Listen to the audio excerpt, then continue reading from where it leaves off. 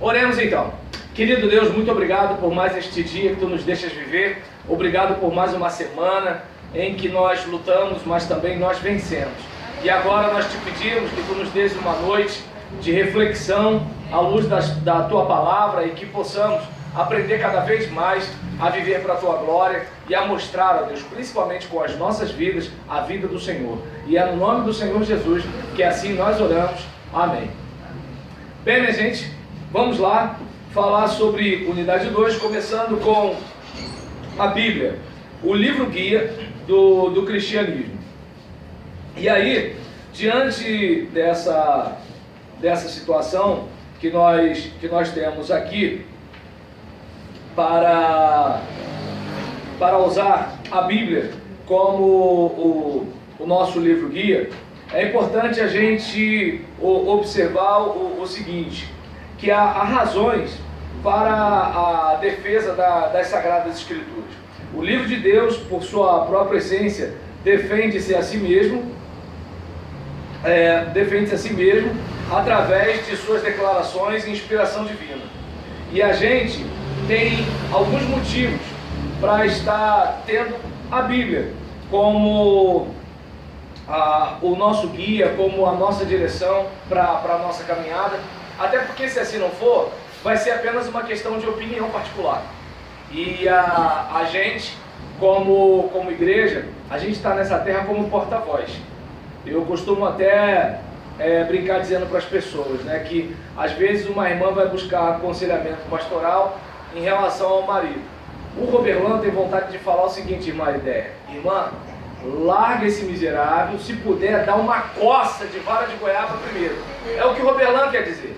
Mas o pastor Roberlan, que não vai falar em nome do Roberlan, mas em nome de Deus: minha irmã, vamos orar, pedir a Deus para Deus força. Tá dando para entender? Ou seja, assim, o Roberlan escuta a irmã falar, fica indignado, mas o que acontece? A irmã não é propriedade do Roberlan, ela é propriedade de Deus, então eu tenho que dar as orientações de acordo com o que as Escrituras diz. É fácil? Claro que não. Então, da mesma forma, a gente não está nessa terra para dar opinião da gente em relação à fé das pessoas, em relação à salvação das pessoas. A nossa opinião é em relação à cor da nossa parede, a nossa opinião tem a ver com que blusa a gente coloca, mas agora em relação à fé das pessoas, nós somos apenas porta-voz. Nós somos aqueles que Deus disse e a gente transmite, só. Por mais criatividade que a gente tenha, por mais, como digamos, o meu jeito de expor as Escrituras não vai ser o mesmo jeito do Paulo César Beléu. Mas o que acontece? Tá dando jamais. Ó, humildade aí. E aí nisso o que acontece? Não, então, claro, como jamais, né? Eu vou fazer da mesma forma que ele. Mas, entretanto, o que acontece? O meu papel e o dele, por mais que nós tenhamos nossa característica pessoal, é o seguinte: olha, é o assim diz o Senhor. A gente pode até falar de jeito diferente, mas tem que ser o mesmo conteúdo, né? Então é importante a gente pensar nisso daí. E aí, em relação às razões para a defesa das Sagradas Escrituras, algumas perguntas, por exemplo, qual a necessidade de defender a Bíblia? O livro de Deus, por sua própria essência, defende-se através das suas declarações e inspiração divina. Porém, por causa da importância do raciocínio humano, apresentaremos neste capítulo duas razões para os cristãos fazerem apologia das Escrituras Sagradas. Primeira, convencer os incrédulos da veracidade do cristianismo. Segunda, refutar os céticos e seus falsos ensinos, combatendo assim os opositores das Sagradas Escrituras. Então, o que acontece? Nós não estamos pegando a Bíblia para nos convencermos, porque nós cremos. Então é aquela questão, eu assim não tenho, vocês podem até achar estranho isso, eu não tenho dificuldade com o peixe que engoliu Jonas, eu não tenho dificuldade com a jumenta que fala, eu não tenho dificuldade com o mar que abre. Por quê? Porque é fé, eu creio. Se eu creio que Deus criou o universo, Ele não pode fazer qualquer outra coisa dentro desse universo? Eu entendo que o mais difícil foi criar o universo. Então, assim, eu creio. Ah, mas isso não é possível, não sei o que, não é possível, não sei o que lá, não é possível. Tá, não é possível, por isso que eu creio, é fé. Eu não preciso de nada para alguém me explicar, porque eu creio, eu creio. Eu não sei se está dando para entender, eu creio, né? Tem gente que crê que se botar uma nota de $1 debaixo de um prato de nhoque vai ficar rico. Eu creio que alguém maior do que o ser humano criou o ser humano.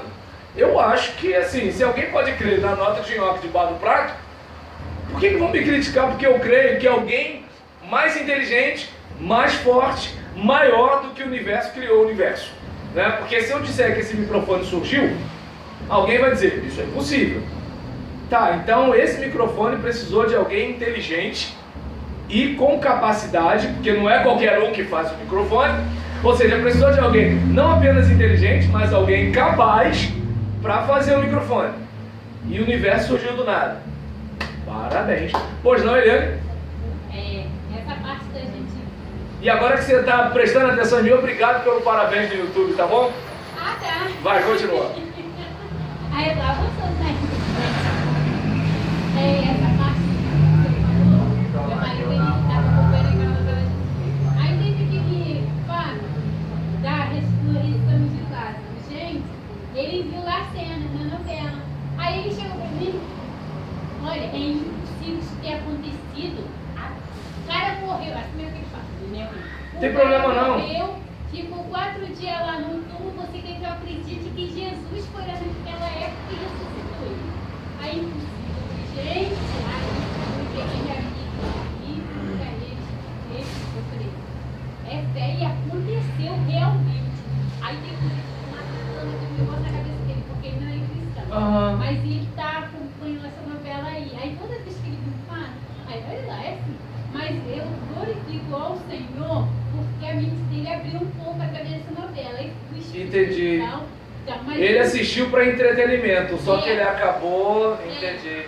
Aí tinha uma cena lá que eu ficava assistindo, e vem ver, senta aqui, fica comigo mesmo, aí ficava dentro com a Bíblia do lado, né? Então, foi uma estratégia que, pra mim, o primeiro passo pode ser. Eu sempre falo com os Senhor, não tem como eu chegar pra ele e falar assim, Adão e Eva pecou, no pecado de Adão e Eva pecou toda a humanidade, porque ele fala, uma vez ele falou, o problema de Adão não estava lá, é a coisa assim, ver que a pessoa não tem entendimento, cara, mas agora que a gente vai ver essa novela, não vou mais ver tudo, mas vai ser uma coisa. Então, depois que eu expliquei a ele, viu a cena, eu falei, ó, Jesus é o Deus do impossível. Como Jesus fez lá, ele faz os seres dizendo, tem poder, na hora dele. Ali Lázaro estava morto, Jesus esperou 4 dias, foi lá e ressuscitou. Trazendo para nossas vidas, às vezes tem muitos aí mortos, como estão, muitos pecados indevidos. A partir do momento que Jesus entra, tem que ser aquele mensageiro com a palavra, com o louvor. Se você abrir o teu coração, deixar o Espírito Santo falar, que a palavra diz, quando ouves a voz do Senhor, não endurece teu coração. Deus vai transformar a tua vida. Sabe, ele já está dentro, então, meu filho é afastado. Aí já dá para conversar melhor. E realmente, aquele teu pai falou semana passada, uma pessoa que é convertida, se converter, ela é afastada, dá para a gente conversar melhor. Agora, com meu marido, tem uma certa dificuldade, sabe? E tem que ter cuidado até para não se aborrecer. Entendeu? Porque a questão é a seguinte, o caso do afastado é que ele não reúne forças para voltar. Mas a consciência de que precisa voltar, ele tem. É como assim, eu tenho que comer mais legume, ou seja, eu sei que eu tenho. O outro é aquele do tipo assim, tanto faz como tanto fez. Meu avô fumava e bebia e morreu com 90 anos. Ou seja, assim, deu para entender? Assim, o outro já está assim, não, eu preciso me policiar. Eu estou aqui, eu estou comendo essa fritura, mas eu tenho que comer mais brócolis. Então, assim, só que a pessoa não tem força. No outro, a pessoa ela não acredita, né? E aí é que nem, por exemplo, esse negócio de vacina, não, a gente toma vacina, fica pior, né? Então, a pessoa, nisso que ela não acredita, é mais complicado para você conversar. E aí entra aquela situação, assim, fé não é um negócio que você chega e, tá aqui a minha fé, pum, tá dentro de você. Não é, né? Então, essa questão, como eu falei, eu, por exemplo, espero que Jesus venha buscar a sua igreja. Mas, se nós olharmos bem para o nosso meio evangélico, será que o pessoal está realmente esperando a volta de Jesus? Porque se a gente observar bem, o jeito que alguns de nós vivem, parece que assim, parece que Jesus nunca vai voltar, e a gente vai ficar vivendo aqui, né, movido à farmácia, né, vai ficando meu Deus, mumificado. Isso, obrigado. Vai ficando mumificado, né? Ou seja, eu faço 90, vou para a farmácia, tomo mais um negócio, vou fazendo 95, tomo mais... Ou seja, eu quero prolongar essa vida aqui, porque isso aqui, aí pegando, né, o hino, se eu não me engano, acho que é 484, né? Que fala passarinhos, belas flores, não é isso 484? Ou não? Né? Querem me encantar, né? Mas são terrestres esplendores, né? Ou seja, o que eu quero é o meu lar, não é isso aqui que eu quero.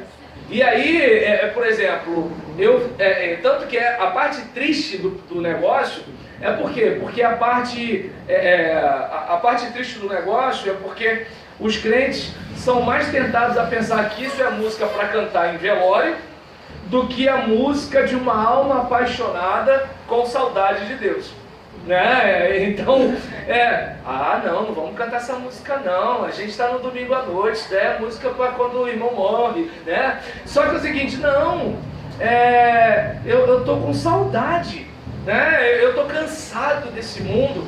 Tem chuveiro quente, tem geladeira inox, tem cinema, tem fla-flu, tá bom, mas ainda assim, isso aqui não se compara com aquilo que eu estou esperando. Então é um tipo de situação, né, que assim, a gente tem essa fé. Não dá para você rachar a cabeça de alguém com um machado e enfiar na cabeça dessa pessoa que ele vem buscar o seu povo, né? Então essas questões são questões muito íntimas, que só Deus explica mesmo um negócio desse, porque como é que pode? O indivíduo entra, ouve um outro indivíduo pregando, e aí o indivíduo fala sobre os negócios que é o seguinte, racionalmente não se explica, né?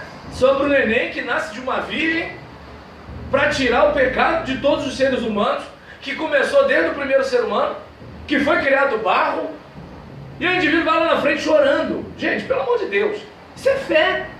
Não tem que se discutir com um negócio desse, né? E aí, é por aí que assim, é algo que, gente, o Espírito convence. Agora, qual é a outra parte? Que nem o argumento que eu usei em relação ao microfone.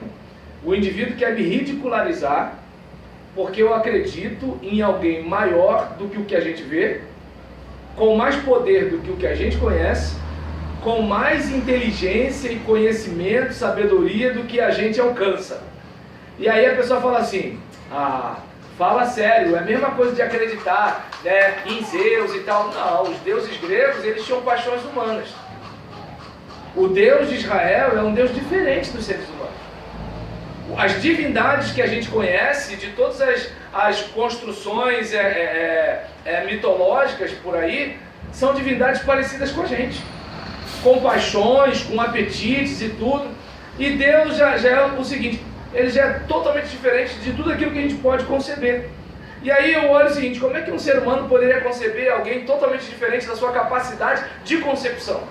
Estou confundindo não, tá dando para entender? Então o que acontece? Aí o indivíduo vem, aí você passa assim, não, peraí, olha só, tem gente que acredita em duende, né? Eu respeito essa pessoa, então, tá dando para entender? E assim, eu respeito essa pessoa. Então, posso explicar para você por que eu creio em alguém maior do que o universo? Tem gente que diz que o universo é eterno, né? Não tem início nem fim. Por que não pode existir um ser pessoal sem início nem fim? Só o universo que pode ser sem início e nem fim? Então, aí por aí vai, né? Então, digamos, tá legal, surgiu uma explosão, mas quem acendeu o palito de fósforo? Tudo bem, a gente pode não explicar cientificamente a origem da vida, a origem do universo, mas, peraí, se qualquer outra coisa surgiu de uma mente inteligente, por que o universo surgiu do nada, e aí coisas animadas surgiram de algo inanimado, né? E aí de alguns organismos simples surgiram organismos complexos. Observa bem, Outro dia, eu e você éramos uma substância dentro do órgão da nossa mãe. Aí daqui a pouco tem pelo, osso, unha, coração batendo. Aí daqui a pouco tem células nervosas. Aí a gente tem mente, emoção, vontade, a gente tem memória, imaginação. Quem quiser acreditar que a gente é produto do acaso, sem falar o desejo de continuar vivendo, pode reparar que ninguém acha que vai morrer. Quer ver uma prova cabal? Desculpa de usar a palavra cabal, né? Acho que é a primeira vez que eu falo cabal aqui. Então, mas uma prova, para mim, irrefutável, que a gente não pensa na morte, é a questão da briga com o ente querido. Se a gente soubesse que era a última vez que a gente iria ver, a gente não teria brigado. Eu lembro de um dia, quando eu tinha brigado com a Gisele, e estou saindo, né? E assim, a Gisele é daquelas que se a gente andar, tem que ser de mão dada. Antes de sair de casa, eu tenho que dar um beijo. Se eu voltar e não der um beijo, ela cobra o beijo, é mais ou menos assim. E aí, nesse caso, né? Aí a gente tinha brigado. Eu falei, o quê? Hã? Aí, solta a pérola, filho. E aí, nesse caso, hã? Isso é lindo. Isso é lindo? Aí nisso, tá vendo? Não, é que eu já tinha levantado a mão. É só por uma coisa. Isso tudo que o irmão está falando aí, que as pessoas buscam a religião de um lado, de outro, umas doidas e tudo. Mas é porque também ele está crendo que existe algo superior a ele. Por isso que ele busca a religião. Não tem isso também da pessoa. Isso, e a É gente... religião porque sabe que é algo superior que rege alguma coisa. Mesmo que não é o Deus que às vezes... O Deus da Bíblia. Tem gente que projeta isso na política, tem gente que projeta isso na ciência, tem gente que projeta isso no próprio ser humano, tem gente que projeta isso nas artes. Ou seja, há algo no coração humano que busca a transcendência. Há algo no coração humano que busca algo maior. Tem gente que busca isso no prazer, tem gente que busca isso no esporte. Ou seja, como assim? A partir do momento que eu abraço isso, uma causa, eu abraço isso, eu tenho conexão com algo maior do que eu. Então, o ser humano, ele tem uma inclinação para isso. Aí alguns vão dizer, por isso que o homem fabricou Deus. Alguns vão dizer. Mas aí eu vou numa contramão e digo o seguinte, é o homem que está fabricando Deus por uma necessidade, ou o homem nasceu com essa necessidade justamente porque ele foi feito para esse relacionamento. Entende? E aí, voltando ao que eu estava falando, né, sobre a minha esposa, um dia eu brigo com ela, e poxa, não tem como beijar com raiva, né? Eu tava com raiva dela, aí eu saí pisando duro, né? Igual criança. E ela, cadê meu beijo? Eu falei, eu tô com raiva. Ela, vai que é a última chance que você tem de me dar um beijo, vai que eu morro hoje. Aí você quase morreu, né? Aí eu, porque assim, na hora que eu saí com raiva, eu não pensei desse jeito. Com certeza. E aí eu pensei assim, caramba, é mesmo, sair com raiva dela. Se fosse o último dia da gente, eu acho que eu passaria por cima desse problema, né? E não teria nem raiva. Se eu pudesse, eu voltaria no tempo, não é mesmo? Então, ou seja, a questão da gente brigar com alguém que a gente ama é uma demonstração clara que a gente não tem aquilo na cabeça assim, posso morrer daqui a pouco. Por isso que a gente vai, corta as pessoas de moto, aí o vozinho, cheio de artrite, artrose, bico de papagaio, joanete, aí ele vê o carro vindo, aí ele dá aquela corridinha assim, como se ele conseguisse atravessar, e aí você é obrigado a reduzir. Mas que se fosse uma perseguição policial, ele ia pro saco. Mas ele acha que ele vai sobreviver. Ou seja, o homem tem eternidade no seu coração. Então esse tipo de situação, para mim, é o suficiente para ir bater um papo com a pessoa e falar assim, o seguinte, olha esse desejo de eternidade que o homem tem, esse desejo de glória, esse desejo de permanecer, ou seja, eu quero ficar famoso. Por quê? Ficar famoso é um jeito de eternizar. De ser o centro das atenções. Porque isso é um jeito que é o seguinte, por exemplo, eu vou morrer, mas eu vou ficar. Observa o desejo de eternizar que o homem tem. De eternizar-se, perdão. Entende? Então esse tipo de situação são coisas que a gente pode trocar uma ideia com a pessoa de um modo racional, não necessariamente para ela crer no Deus da Bíblia, porque isso daí é o Espírito que revela. Mas a questão é que talvez esse papo mais inteligente, menos agressivo, respeitando a diferença do outro, porque aquele caso, como eu disse, eu creio num Deus pessoal que se fez carne e habitou entre nós. Mas desde a época de Paulo, lembra? Olha, os judeus pedem sinais, os gregos pedem sabedoria. Nós pregamos Cristo crucificado. É loucura para os gregos, é vergonha para os judeus. Então, ou seja, o que a gente prega, a nossa geração despreza. Então, para a nossa geração aceitar o que a gente prega, é só no Espírito. Não é da nossa capacidade. Porque, vamos e venhamos, tudo isso que eu falei que eu crio, uma coisa é acreditar que tem algo maior do que eu. Até aí, como Paulo César Teléu, né, que eu sigo no Instagram, como ele disse, algo maior do que eu, qualquer pessoa, crente ou não crente, religiosa ou não religiosa, vai conseguir pensar. Agora, quando a gente começa a dar nome, quando a gente começa a dizer quem é esse Deus desconhecido, aí o funil já começa a apertar, porque cada um pega um caminho. Então, só pelo convencimento do Espírito que isso pode acontecer. E aí, eu me prometi que eu não ia fazer isso que eu fiz hoje, né? A gente falou para 40, né? Não você, tá, Eliane? Você me deu parabéns, você pode falar a noite toda. Mas a gente acabou se estendendo aqui e eu não fui para cá. Mas vamos lá. Em relação a convencer os incrédulos, algumas pessoas aceitarão o cristianismo somente se forem convencidas da natureza divina das Sagradas Escrituras. Então, tem gente que até quer crer, mas ela olha e fala assim, tá, mas isso daí é de Deus mesmo?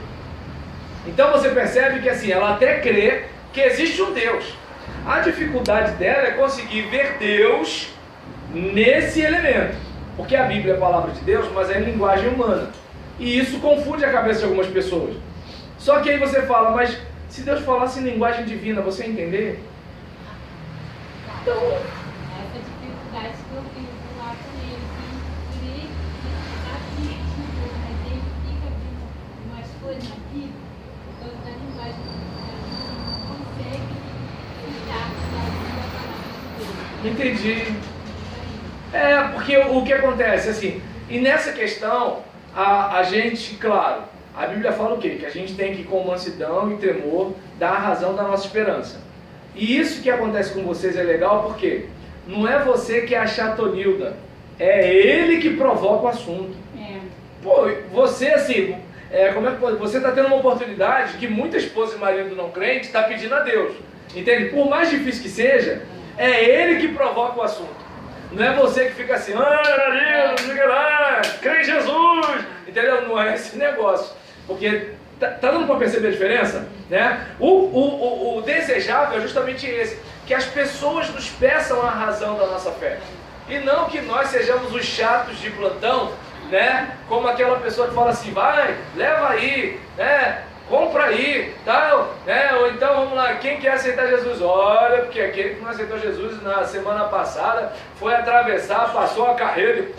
Entendeu? Então, assim, aquela pressão psicológica para o cara aceitar Jesus. Não, peraí, minha esposa fala que eu sou grosso, mas na hora de fazer apelo algumas vezes, né, eu até falo, olha só, se eu estivesse te oferecendo R$50, eu não ia precisar insistir. Eu estou falando de algo muito especial. Você quer? Tudo bem, eu sei que esse meu jeito de fazer apelo não funciona muito, eu sei.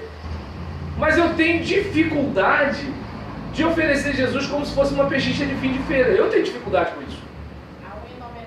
Tá dando para entender? Eu tenho dificuldade, porque é o seguinte, esse cara não é o último biscoito do pacote. Esse cara é um miserável pecador que vai para o inferno, que depende de Deus e da graça de Deus. Seu coração é mau, ele está vendido ao pecado. Entende? E assim, se bobear, aí dá para você entender porque que alguns crentes são estrelinhas. Porque ele não conseguiu entender o tamanho da doença para valorizar o remédio. Ele se acha melhor do que o cara que está lá fora. Ele acha que porque ele não xinga palavrão, ele não joga no bicho, ele não bate na mãe, ele acha que ele é muito bom. Ele acha que porque ele não fuma, ele não bebe, ele vai para o céu porque ele faz tudo certinho. Ele não consegue perceber que é o seguinte, né, que a nossa justiça é como trapo de imundícia. Ele não consegue perceber isso. Ele não consegue perceber que não tem como a gente satisfazer os padrões da justiça de um Deus perfeito. E eu entendo que isso tem que começar lá na evangelização. Você está com tique nervoso, está pedindo a palavra. Ah, está confirmando. Ah, é porque ele está fazendo assim. Eu pensei que. Ah, então tá bom. Não, eu vou te conhecer, eu estou te conhecendo ainda. É bom que, por exemplo, ele é membro daqui da igreja? O dia que eu pregar aqui, eu vou ficar sabendo como é que é o negócio, entendeu? É, porque de repente eu vou pensar, será que ele está pedindo a palavra? Não, ele está confirmando, entendeu? Não, eu fui pregar numa igreja domingo, aí o irmão veio andando na minha direção. Aí eu fiquei assustado, eu pedi dirigir para o pastor, falei assim, ele vai pegar o microfone da minha mão? Né? Aí, mas não, é porque o irmão é assim mesmo, ele tem costume de andar. Não, cada um é cada um, né? Fazer o quê? Aí... Hã? Você não está nesse ponto não? Ah, então tá bom, é só isso aqui, então tá bom. Aí nisso, né, o cristão deve aplicar a razão aos argumentos apologéticos a favor de sua fé. Então, quando a gente vai conversar sobre a fé, a gente vai usar o quê? O raciocínio. Por quê? Porque a própria leitura bíblica, embora fale de fé, ela fala a nossa mente. Porque a gente pensa. Para você se arrepender, você pensa. Para você confessar seus pecados, você pensa. Para você orar, você pensa. Para você falar do amor de Deus, você pensa. Mesmo que você não pense racional, não é pensar racionalmente. Não é que você pense de modo puramente racional. Emotivo. Mas assim, porque acontece? Impossível. A gente vai numa questão suprarracional, ou seja, você raciocina, mas você vai além daquilo que a sua razão estabelece. Como assim, isso aqui vai além. Aí eu posso não acreditar. Lembra do naturalismo quando a gente falou aqui? Eu posso não acreditar. Quem estava aqui na aula que a gente falou de naturalismo? Aí então, você pode não acreditar porque é o seguinte, isso é impossível de acontecer. É impossível alguém, 4 dias depois de morto, voltar. É impossível, né? E aí, por isso que a gente chama de milagre. Porque se fosse possível, não seria milagre, né? Então é mais ou menos por aí. E aí, a gente tem que usar a razão para quê? Para argumentar, para explicar, de modo que a pessoa entenda por que a gente, né, pensa como pensa. Daí se dizer, mas eu entendi, mas eu não concordo. Beleza, vai com Deus, Deus te abençoe. E aí, Cristo condena o pecado que altera a razão do homem, obstruindo os ensinamentos bíblicos, mas não condena o estudo analítico da palavra de Deus, nem o uso da razão. Ou seja, a razão do homem está infectada pelo pecado. Mas isso não significa que a razão do homem não funciona. Uma pessoa com AIDS ainda vive tomando os devidos medicamentos, como uma pessoa com diabetes. Então, mesmo com algumas limitações devido a uma enfermidade, a pessoa pode ter uma vida saudável, embora seja portadora de uma doença. Então, o cristão, mesmo sendo infectado pelo pecado, ele ainda reflete a imagem de Deus, que foi distorcida, mas está sendo restaurada em Cristo Jesus. E aí, fiz igual pregação agora, né? Mas aí, nesse caso, desculpa aí, gente, os crentes precisam responder inteligentemente as perguntas feitas por pessoas honestas, que sinceramente desejam saber a verdade. Então a gente tem duas situações diferentes aí. Tem aquela pessoa que ela quer fazer pegadinha porque ela quer ridicularizar você, e tem aquela pessoa que ela quer acreditar, mas ela acha absurdo.